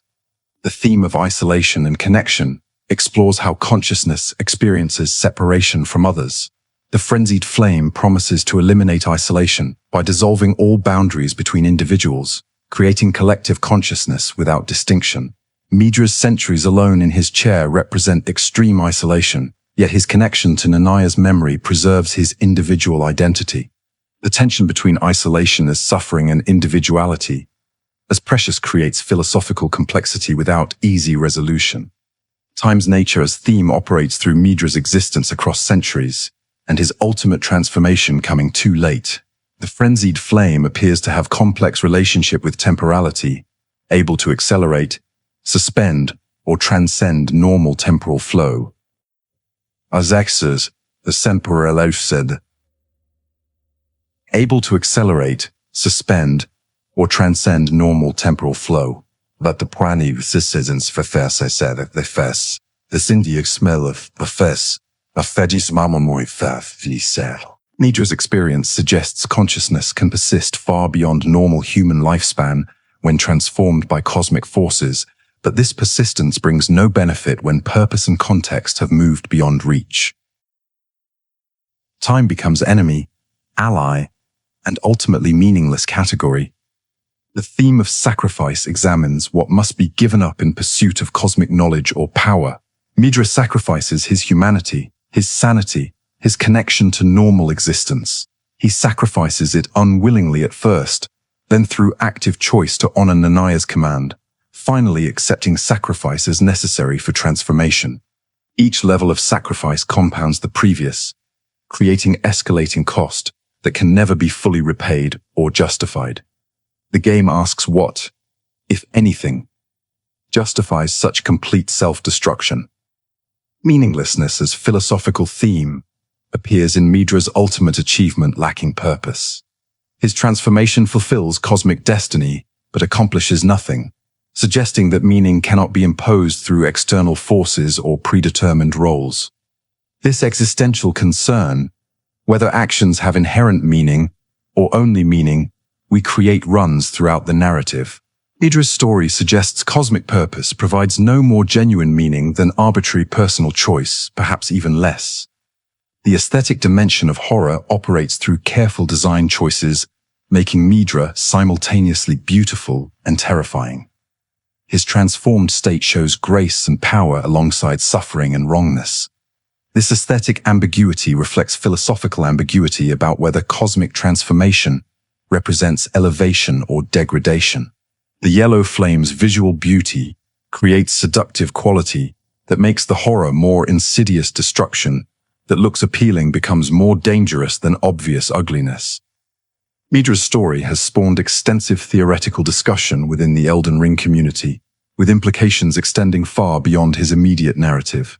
These theories attempt to place Midra within the broader timeline of events, connect his story to other characters and locations, and explain ambiguities in the presentation. While definitive answers remain elusive, examining these theories reveals the depth and complexity from software built into the shadow of the Erdtree expansion. The Shabriri connection theory proposes that Midra and Nanaya's child might be connected to the Herald of the Frenzied Flame encountered in the base game. Supporting evidence includes Nanaya's torch description mentioning all that remains of him attached to a spinal column, specifically described as a small spinal column, which could suggest a child. The timing could potentially work if events in the realm of Shadow occurred ages before the base game. However, it's important to note that the torch description refers to a man who failed to become the Lord of Frenzied Flame, and the phrasing is ambiguous. This could refer to Midra himself rather than a separate person. The game provides no direct textual connection between any potential child and Shabriri, making this an intriguing but ultimately speculative theory. If such a connection existed, it would create a tragic family legacy where a failed lord's lineage produces the herald who recruits future lords. The timeline placement theory attempts to situate Midra's story within Elden Ring's chronology. The description of events occurring in a distant land in an age-long past suggests the realm of Shadow experienced its frenzied flame crisis ages before similar events in the lands between. This would make Midra's failed transformation part of the flame's long history of attempting to manifest lords across different times and places. Each attempt builds on previous failures, refining the flame's approach. Some theorists propose Midra's story occurs in parallel rather than preceding base game events, suggesting the frenzied flame manifests simultaneously across multiple realms. This interpretation emphasizes the cosmic nature of the flame, existing beyond normal spatial and temporal constraints. The flame would be attempting to create lords in multiple locations at once, hedging cosmic bets by pursuing parallel paths to universal destruction. This theory explains how both Vike and Midra could be failed lords, without one obviously preceding the other. The torrent refusal theory examines why our spirit steed won't manifest in the Abyssal Woods. The explanation that the frenzied flame can melt even eternal spirits raises questions about Torrent's nature and vulnerability. Some theorists suggest Torrent's previous owner might have encountered the frenzied flame, creating trauma or fear that persists in Torrent's spirit. This would connect Torrent's background to the flame's history in ways not yet fully revealed. Alternative interpretation suggests Torrent's refusal demonstrates superior wisdom about cosmic threats. Spirit animals in mythology often perceive dangers humans cannot. Torrent's unwillingness to enter the Abyssal Woods could represent instinctual recognition of threat, so profound that even eternal existence must be protected from exposure. This raises questions about what Torrent knows or has experienced that makes the frenzied flame uniquely terrifying. The Inquisition origins theory explores where the flame-hunting organization came from and who authorized their activities. Some suggest the Inquisition served the Greater Will or its representatives, attempting to eliminate cosmic competition through systematic violence. Others propose independent origins, perhaps arising from communities that suffered flame outbreaks and developed specialized knowledge for combating its spread. The Inquisition's ultimate transformation suggests neither origin nor methodology mattered. Cosmic forces transcend human institutional attempts at control. The Abyssal Woods formation theory examines whether the woods' corruption proceeded or resulted from Midra's community settling there. Evidence could support either interpretation. The community might have sought location already touched by the flame for their studies, or their experiments might have corrupted previously normal woodland. Most likely involves feedback loop.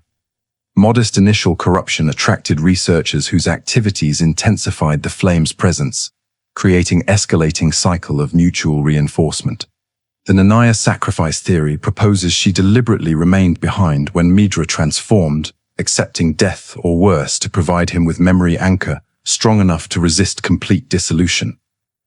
Her command to endure would represent ultimate act of love, giving him purpose through her own sacrifice, ensuring he maintained identity even through cosmic corruption. This interpretation makes her absence noble choice rather than tragic accident, though the outcome remains equally heartbreaking either way. Alternative Nanaya theory suggests she didn't die but transformed differently, perhaps becoming one of the aging Untouchables or escaping to unknown fate. Evidence against this includes Midra's obvious grief and the torch made from remains, presumably of their child. Ebiazeri vod fildriu bria leo fo fil por to contem filiolitil. And the torch made from remains, presumably of their child, but absence of Nanaya's corpse, leaves room for speculation about whether she experienced fate other than simple death. The ambiguity allows multiple narrative interpretations without definitive resolution. The failed Lord pattern theory examines similarities between Midra, Vike, and potentially other unseen candidates for Frenzied Flame lordship. Pattern emerges. Flame targets individuals capable of deep love and sacrifice, those whose very virtues make them worthy candidates. Flame then manipulates these virtues into pathways for corruption, transforming protective love into route to cosmic destruction. Pattern suggests Flame deliberately seeks specific psychological profiles rather than accepting any willing vessel. The sword symbolism theory analyzes the massive blade through Midra's skull as representing more than physical torture. Some interpret it as symbolic anchoring of consciousness, the blade literally pinning his mind to physical reality and preventing drift into cosmic dissolution. Others see it as representation of pain maintaining identity, that Midra required constant agony to remember who he was and what he resisted. The sword becomes physical manifestation of his choice to endure regardless of cost. The Realm of Shadow connection theory explores what Midra's story reveals about the Realm of Shadow's nature and relationship to the lands between. The presence of Frenzied Flame in both locations suggests cosmic forces operate across these realms, but differences in how the flame manifests the Abyssal Woods versus the Cathedral of the Forsaken indicate local conditions affect cosmic influences expression. The Realm of Shadow might be testing ground or parallel development of patterns that also appear in the lands between. The cosmic hierarchy theory examines whether Midra's failure, despite achieving transformation, suggests hierarchy among lords of Frenzied Flame. Perhaps some lords are more powerful or complete than others, with Midra representing lower tier due to his delayed transformation. Alternatively, all lords might be equal, but temporally displaced, each meant for specific moment in cosmic cycle. Midra's tragedy would be achieving correct status at wrong time rather than achieving insufficient status. The Greater Will absence theory connects Midra's story to broader questions about the Greater Will's withdrawal from active involvement. If the Greater Will abandoned the Realm of Shadow before the lands between, this might explain why Frenzied Flame could establish such strong presence there. Absence of active opposition from Order's primary cosmic force would allow chaos to spread unchecked, creating conditions seen in the Abyssal Woods. The repeated cycle theory proposes Midra represents one instance of pattern that has repeated many times. Cosmic force attempts to manifest Lord, encounters resistance, partially succeeds but fails to achieve ultimate goal. Each cycle teaches the flame how to refine approach, gradually perfecting methodology across multiple failed attempts. Player character in base game might represent endpoint of this learning process, with Flame finally succeeding in creating truly functional Lord if player chooses that ending. Midra's story fits within larger mythology of the Frenzied Flame that spans Elden Ring's entire narrative. Understanding this broader context reveals how his tale represents one chapter in longer history of cosmic chaos, attempting to achieve universal destruction. The mythology combines elements from base game and DLC into coherent framework, explaining the flame's nature, goals, and methods of influence across time and space. The Frenzied Flame's origin remains mysterious despite extensive lore exploration. It may represent one half of a divided primordial force, with the 3 fingers and 2 fingers originally unified as single entity. This division created cosmic wound from which both order and chaos emerge as incomplete expressions of original unity. The flame's goal of returning everything to primordial state would then be an attempt to heal this cosmic fracture through universal annihilation. The concept of the One Great, mentioned by Hyetta, provides philosophical foundation for understanding the flame's goals. According to this cosmology, all existence emerged from undifferentiated unity that was subsequently divided into multiplicity. Every distinction, every separation, every individual identity represents deviation from original perfect wholeness. The Frenzied Flame seeks to correct this cosmic error by melting away all divisions and returning everything to the One Great through complete destruction. This philosophy reveals why the Frenzied Flame specifically targets those who have experienced deep suffering. Pain and suffering are seen as evidence of existence's fundamental wrongness. If creation was truly good, consciousness would not experience such agony. Those who suffer greatly have been forced to confront existence's cruelty, making them receptive to the flame's message that only universal destruction can provide genuine mercy. The Frenzied Flame's methodology for achieving its goals involves creating lords who can wield its power to burn the Erdtree and incinerate the world. These lords must be beings who have fully accepted the flame's philosophy, while retaining enough individual consciousness to act with purpose. The tension between these requirements, accepting universal unity while maintaining individual agency, explains why so many candidates fail to achieve complete transformation. The Great Caravan story provides crucial context for understanding how the flame manifests in response to persecution and injustice. The merchants buried alive beneath Leyndell called upon cosmic forces in their despair, creating one of the most significant flame manifestations in the Lands Between's history. Their collective suffering and desire for vengeance generated psychic resonance that drew the flame's attention, demonstrating how oppression creates conditions for chaos to flourish. The Cathedral of the Forsaken, where the 3 fingers weight represents the flame's stronghold in the Lands Between, mirror to what Midra's manse represents in the realm of Shadow. Both locations exist as hidden repositories of cosmic chaos, requiring difficult journeys through dangerous areas to reach. The parallelism suggests the flame establishes similar patterns of influence regardless of specific location, creating underground temples to suffering that draw seekers toward transformation. The transmission mechanisms for the Frenzied Flame reveal its infectious nature operating at multiple levels. Physical transmission through Shabriri grapes, consumed eyes of flame touched, magical transmission through incantations and rituals, psychological transmission through prolonged exposure to flame influence, all create vectors for spread that make containment nearly impossible. The flame operates like spiritual contagion, corrupting everything it contacts while offering seductive promise of escape from suffering. The relationship between the Frenzied Flame and other outer gods illuminates its unique position in Elden Ring's cosmology. While gods like the Greater Will, the Rock God, and the Formless Mother seek to impose specific visions of order or influence reality according to their natures, the Frenzied Flame rejects the entire framework. It doesn't want to rule existence. It wants to eliminate existence entirely. This makes it perhaps the most dangerous cosmic force, because its victory would preclude any future reality whatsoever. The visual symbolism of the yellow flame carries meaning beyond mere aesthetic choice. Yellow occupies liminal space in the color spectrum, neither fully warm nor cool, suggesting the flame's position between categories. The yellow flame melts away distinctions just as the color itself seems to exist in transition. The flame's appearance is simultaneously beautiful and horrifying, attractive and repellent, reflecting the seductive danger of its philosophy. The madness status effect in gameplay serves as mechanical representation of how the flame affects consciousness. As madness builds, players experience visual distortions and eventually take massive damage, representing momentary dissolution of self. This game mechanic translates the flame's philosophical goal, eliminating individual consciousness, into interactive experience. Every madness build-up is small taste of what characters like Midra experience as sustained reality.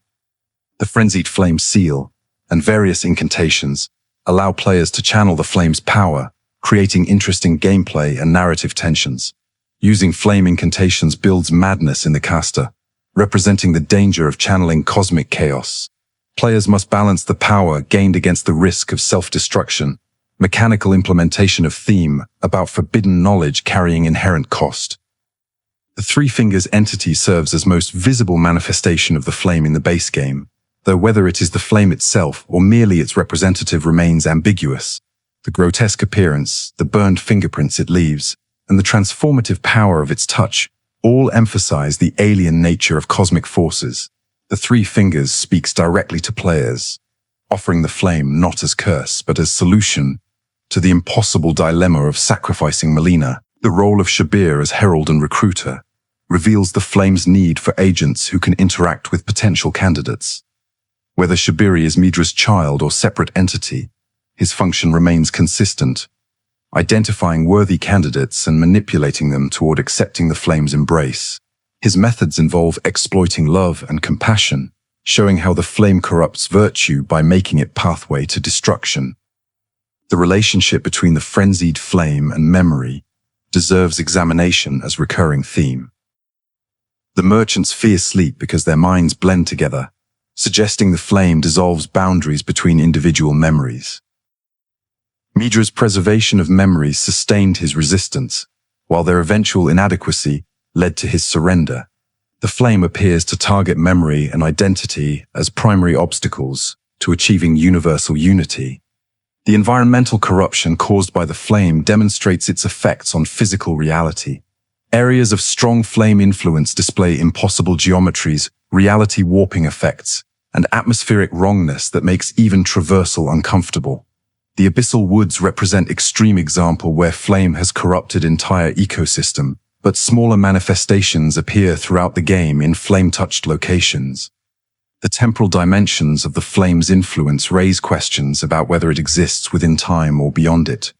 Midra's centuries-long transformation suggests the flame can manipulate temporal flow, while the simultaneous appearance of flame manifestations across different realms implies trans-temporal existence. The flame may operate according to cosmic timescales that make mortal chronology meaningless. The philosophy of despair underlying the frenzied flame connects to real-world nihilistic thought while taking it to unprecedented extremes.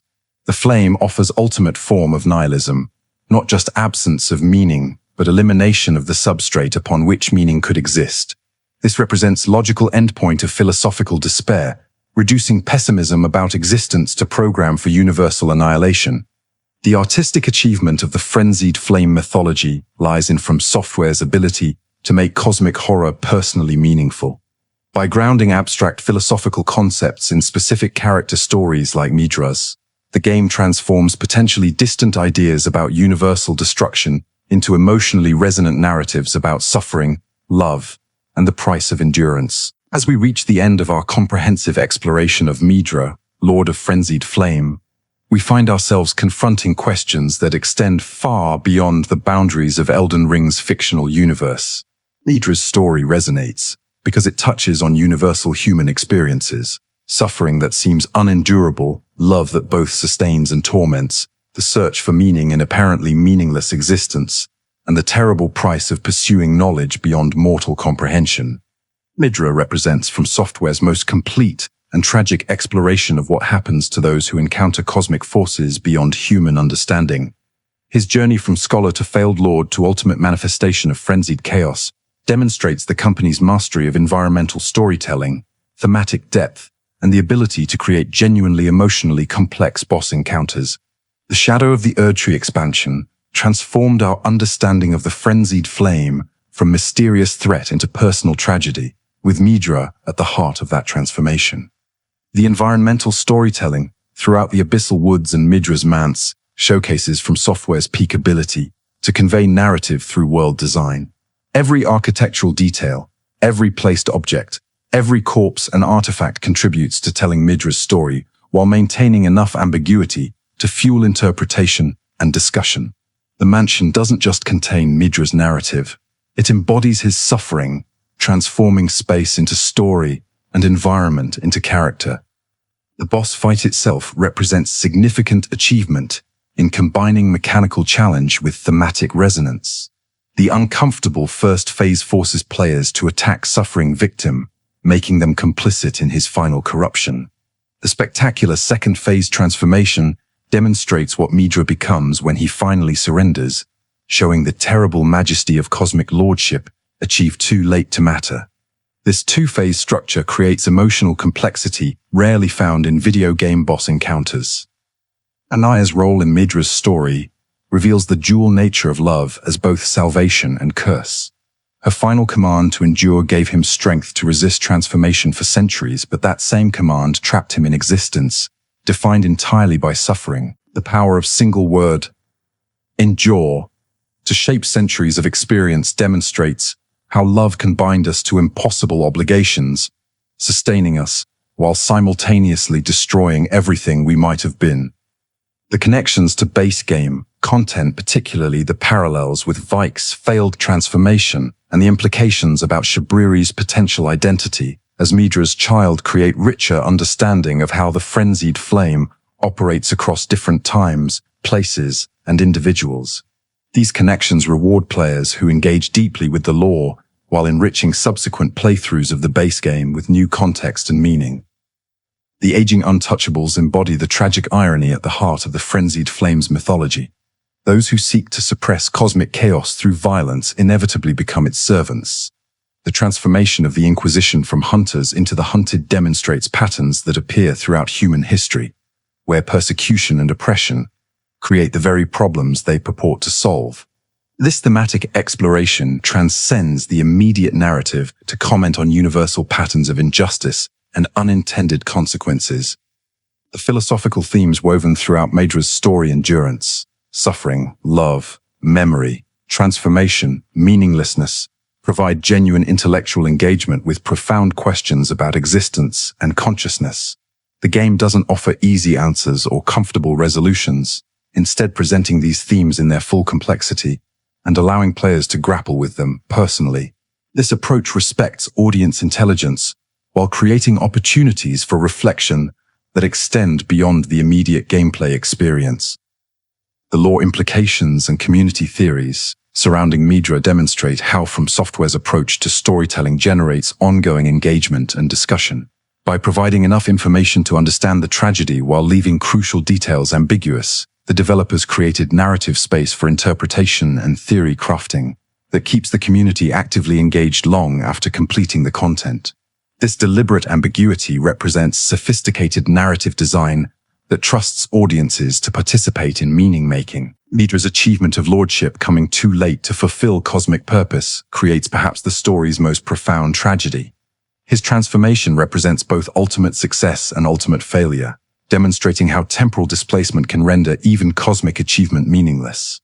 This exploration of achievement's relationship to timing and context raises questions about whether success has inherent value or only value within specific circumstances. The aesthetic achievement of Midra's design, simultaneously suffering victim and cosmic threat, human and alien, beautiful and horrifying, demonstrates From Software's mastery of visual storytelling. The massive sword through his skull, his twisted posture, the eruption of yellow flame during transformation, every visual element reinforces the narrative and thematic content while creating memorable imagery that lingers long after the encounter ends.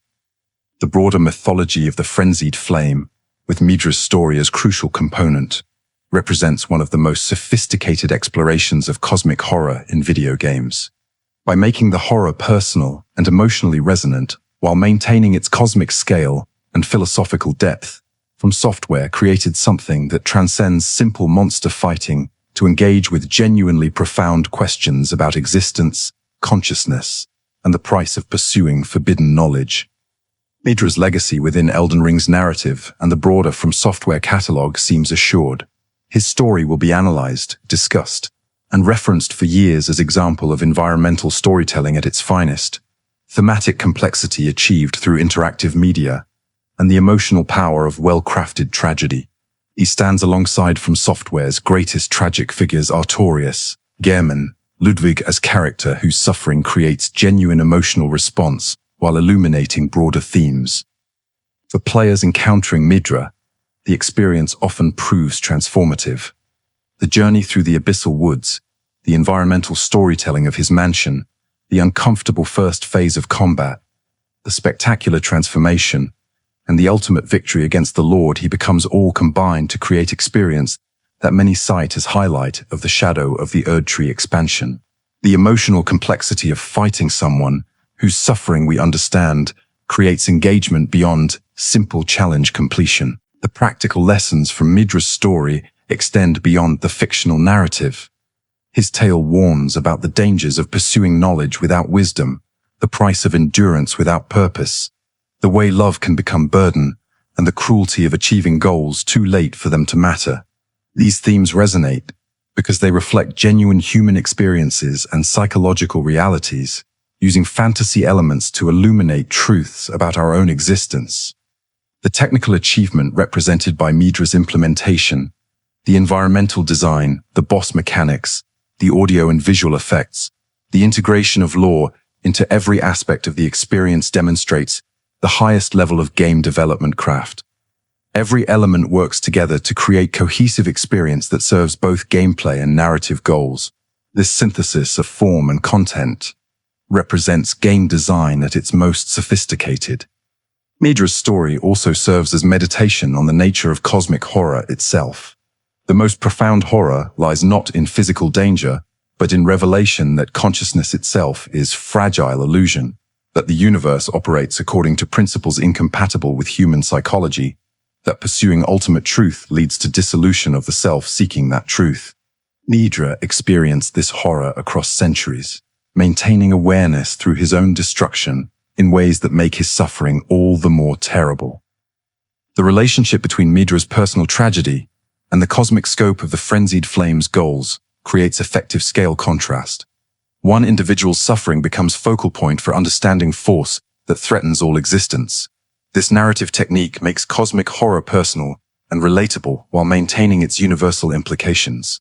We understand universal destruction through one man's centuries of agony, making abstract concept concrete and emotionally accessible. Looking forward, Midra's story will likely influence how From Software and other developers approach storytelling in future games. The success of this narrative in combining environmental storytelling, thematic depth, mechanical integration, and emotional resonance provides template for effective implementation of complex narratives in interactive media. The techniques pioneered here will be studied, emulated, and built upon in future works. For those who have journeyed through the Abyssal Woods to confront Midra in his chamber of suffering, the experience leaves lasting impression. The image of him sitting with that sword through his skull, enduring centuries of agony out of love and obligation, becomes symbol for exploring themes of suffering, endurance, and the limits of human consciousness. His eventual transformation and the hollow victory it represents remind us that some achievements come too late to provide satisfaction or redemption. Midra, Lord of Frenzied Flame, stands as one of the most complex, tragic, and memorable characters in From Software's catalog. His story explores profound themes through sophisticated environmental storytelling and emotionally resonant gameplay. He represents cosmic horror made personal, philosophical complexity made interactive, and genuine tragedy created through the unique affordances of video games as medium. His suffering endures in our memory long after we've moved beyond his defeated form, a testament to the power of well-crafted interactive narrative. In the end, Midra's tale asks us to confront uncomfortable truths about existence, suffering, and the limits of endurance. It offers no comfortable resolutions or easy answers, instead presenting us with complexity and ambiguity that demand personal engagement and interpretation. This is storytelling that respects its audience, challenges assumptions, and creates space for genuine reflection on themes that matter. As the yellow flame fades and Midra's suffering finally ends, we're left with questions that linger. What is the price of endurance? Can love become cruelty? Is there meaning in achieving goals too late for them to matter? How do we maintain identity when cosmic forces seek to dissolve the very concept of self? Midra's story doesn't answer these questions definitively, but it creates space for us to explore them personally through interactive experience. Thank you for joining this deep exploration of Midra, Lord of Frenzied Flame. His story represents from software's environmental storytelling, thematic exploration, and ability to create genuinely tragic characters at their absolute peak. May his suffering remind us of the power of interactive narratives to explore profound themes, and may his transformation demonstrate the unique capacity of video games to make cosmic horror personally meaningful. The Lord of Frenzied Flame endured for centuries, and through our engagement with his story, his endurance takes on new meaning, not as pointless suffering but as narrative that illuminates truths about existence, consciousness, and the terrible price of pursuing knowledge beyond mortal comprehension. His legacy burns eternal in the yellow flame of memory, forever asking us to confront the deepest questions about what it means to be human in a universe that may not care about our existence at all.